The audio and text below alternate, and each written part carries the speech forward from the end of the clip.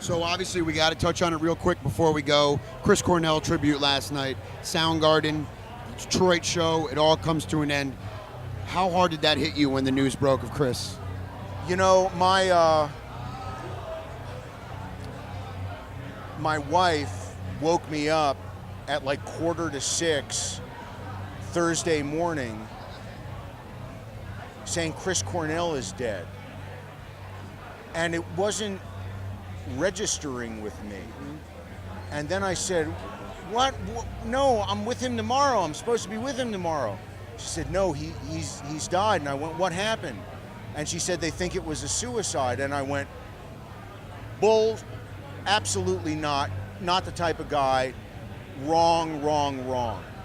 And I think there's still some doubts, I think, in his family's mind, exactly what happened and the prescriptions and all that stuff.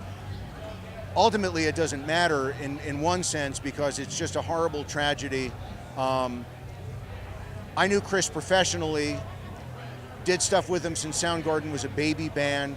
I remember him stopping by the Old Rock in Chicago, and we were playing Devo records on the air, and he was so stoked to be on a bill. It was a Lollapalooza bill with Soundgarden, Metallica, Ramones, Devo, Cheap Trick. Wow. And he was, like the rest of us, he was just a music nerd.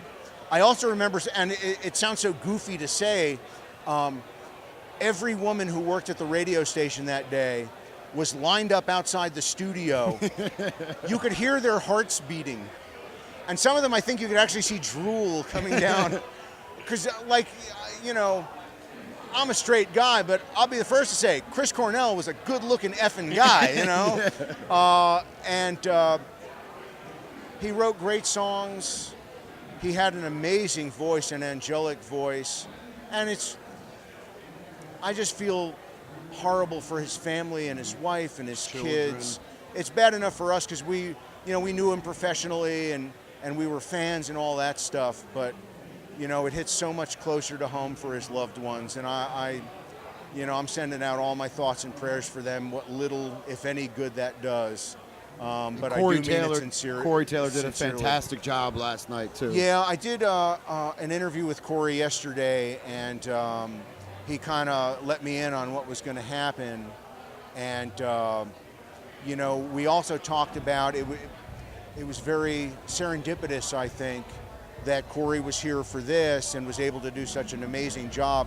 And Chuch, Christian from Stone Sour, did a great job with the other guitar on that.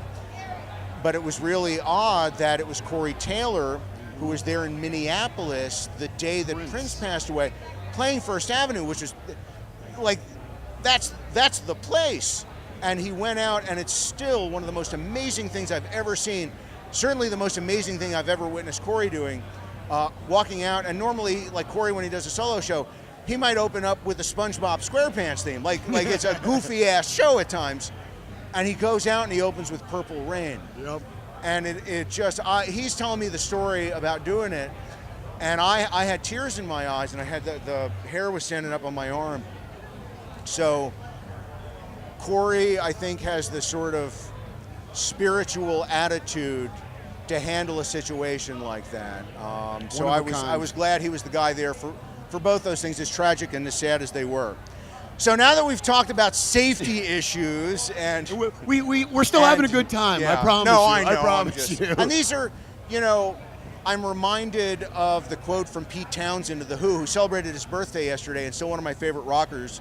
Rock and roll is simultaneously one of the most important and one of the most ridiculous things in the world. So, you know, those kind of things is where it comes home on. I think that's a perfect way to end it. Mr. Lou Brutus, check him out on Hard Drive every week on Q-Rock. We got Sylar coming up, who's going to be stopping by, and then Frank Carter. The dude just tore the place down on the second stage. Going to be honored to be talking to him in just a few minutes on Q-Rock. Hey, by the way, Peace Pizza rocks!